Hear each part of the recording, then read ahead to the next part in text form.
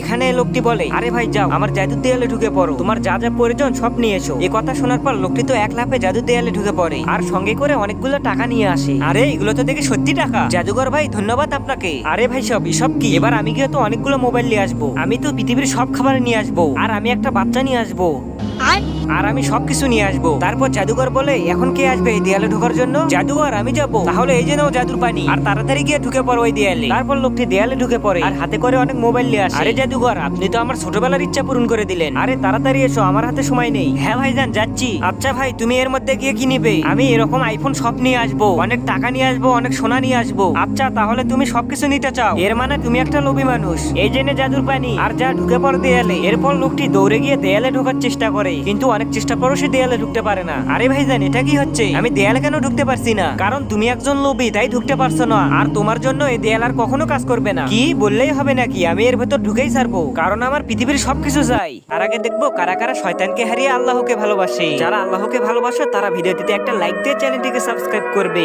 আর যারা শয়তানকে ভালোবাসো তাদের কিচ্ছু করার দরকার নেই। এরপর লোকটি দৌড়ে গিয়ে লাফ দিতেই তো দেয়ালে ঢুকে যায় আর সঙ্গে সঙ্গে ফিরে আসে। আরে আমার কাপড় কি হয়ে গেল?